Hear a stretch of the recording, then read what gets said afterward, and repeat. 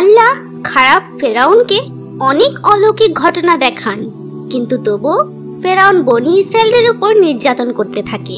এটি স্পষ্ট ছিল যে ফেরাউন আল্লাহ এবং মুসা আলাইহি ওয়াসাল্লামকে বিশ্বাস করবে না। তাই এক রাতে আল্লাহ মুসা আলাইহি ওয়াসাল্লামকে তার লোকদের নিয়ে লুকিয়ে মিশর থেকে পালিয়ে যেতে বলেন।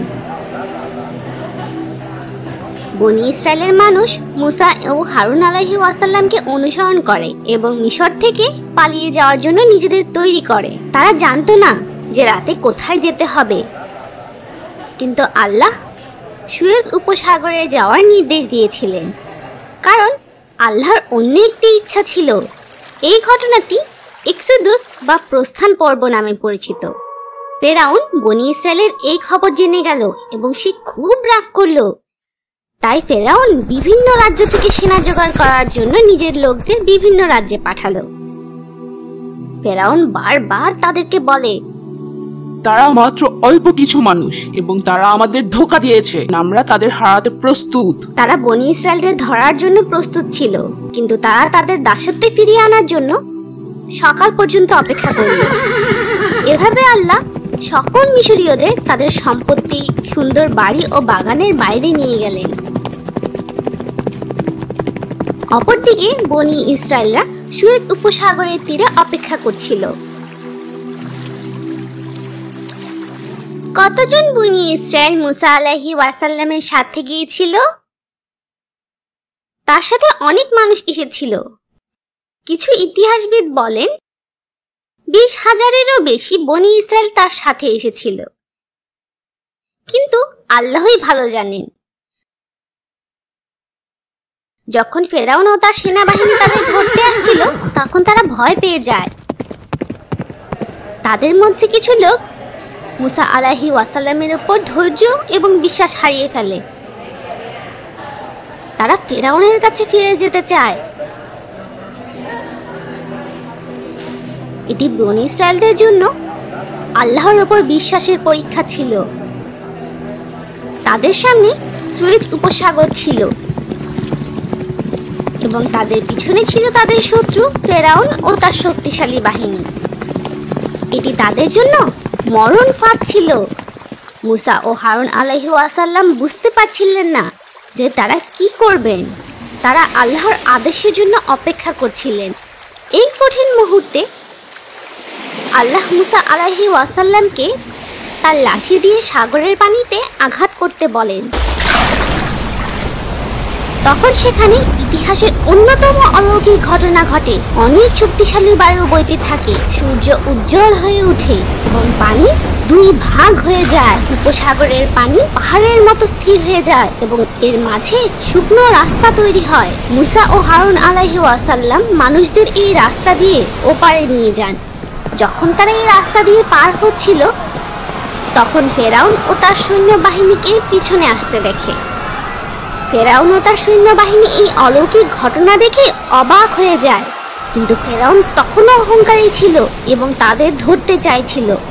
ফেরাউন তখন তার সেনাবাহিনীকে বলে, দেখো, আমার আদেশে সাগর খুলে গিয়েছে, যাতে আমি তাদের পেছনে যেতে পারি এবং তাদের ধরতে পারি। যখন ফেরাউনের সেনাবাহিনী সেই রাস্তার মাঝে চলে আসে, তখন আল্লাহ সাগরকে আদেশ দেন আগের মতো হয়ে যেতে। তাই আবার সাগরের পানি একসাথে হয়ে যায়। তখন ফেরাউন নিজের ভুল বুঝতে পারে এবং যখন দেখে যে তার আর অন্য কোনো উপায় নেই, সে স্বীকার করে, আমি বিশ্বাস করি যে বনি ইসরায়েল যে আল্লাহকে বিশ্বাস করে, সে আল্লাহ ছাড়া অন্য কোনো দেবতা নেই। আমি একজন মুসলিম। কিন্তু আল্লাহ তার কথা গ্রহণ করেননি। তাই ফেরাউনকে এবং তার সকল সেনাবাহিনীকে পানিতে ডুবিয়ে দেন এবং তারা সবাই মারা যায়। বড় ঢেউ তার মৃত শরীরকে পশ্চিমের উপসাগরের তীরে নিয়ে আসে। আল্লাহ ফেরাউনের লাশকে কিয়ামত পর্যন্ত ভালো রাখবেন, যাতে সকল মানুষ এটি থেকে শিক্ষা নিতে পারে। আল্লাহ আমাদের অহংকার থেকে রক্ষা করুন এবং সঠিক পথে চলতে দিন। আমিন। আল্লাহর রহমত এবং দয়ায় বনি ইসরায়েল ফেরাউনের দাসত্ব ও অত্যাচার থেকে রক্ষা পায়, কিন্তু অনেক বছর ধরে দাস হয়ে থাকার কারণে তারা অকৃতজ্ঞ হয়ে উঠেছিল। তাদের যাওয়ার পথে তারা দেখে যে কিছু মানুষ মূর্তি পূজা করছে। তখন বনী ইসরায়েলের কিছু লোক মুসা আলাইহি ওয়াসাল্লামের কাছে অনুরোধ করেন, হে মুসা, তাদের মূর্তি দেবতার মতো আমাদের মূর্তি বানিয়ে দিন, যাতে তারা এই মূর্তি পূজা করতে পারে, কারণ তারা তাদের মূর্তিগুলো মিশরে রেখে এসেছিল। মুসা আলাইহি ওয়াসাল্লাম তাদের এই কথা শুনে খুব কষ্ট পান। তিনি তাদেরকে মূর্তি পূজা করতে নিষেধ করেন, কারণ শুধুমাত্র আল্লাহই আমাদের স্রষ্টা এবং একমাত্র প্রভু। আমাদের শুধু আল্লাহর ইবাদত করা উচিত।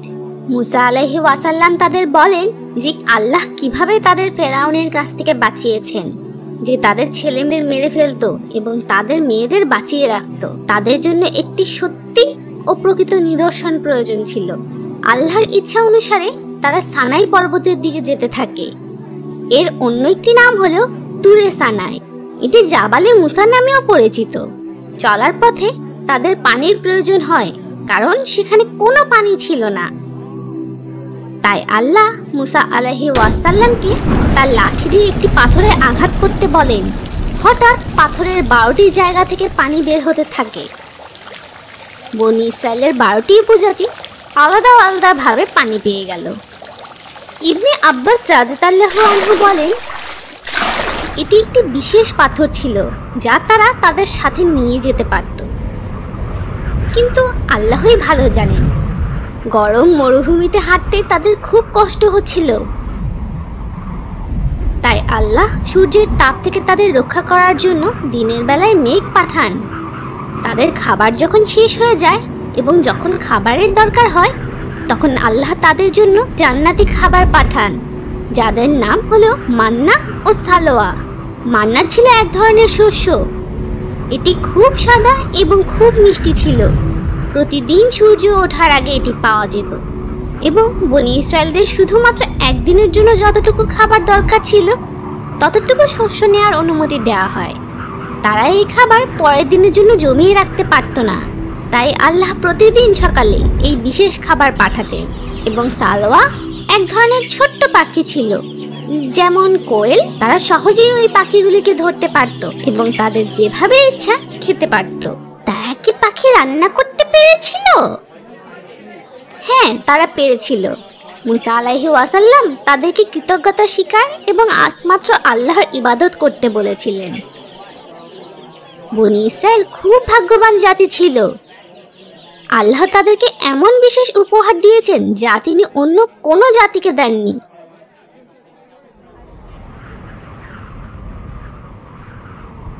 অনেক রাস্তা চলার পর অবশেষে তারা সিনাই পর্বতের পূর্ব দিকে আসে।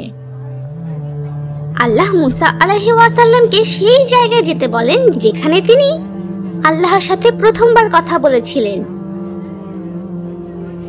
সেখানে তার 30 দিন থাকতে এবং রোজা রাখতে হবে। তিনি চলে যাওয়ার আগে তার ভাই হারুন আলাইহি ওয়াসাল্লামকে বলেন যাতে সে বনী ইসরায়েলদের পরিচালনা করেন। 30 দিন রোজা ও নামাজ আদায় করার পর আল্লাহ তাকে আরো 10 দিন নামাজ ও রোজা রাখতে বলেন। তিনি মোট 40 দিন রোজা রাখেন ও নামাজ পড়েন। তারপর তিনি আল্লাহকে দেখার জন্য আল্লাহর কাছে অনুরোধ করেন।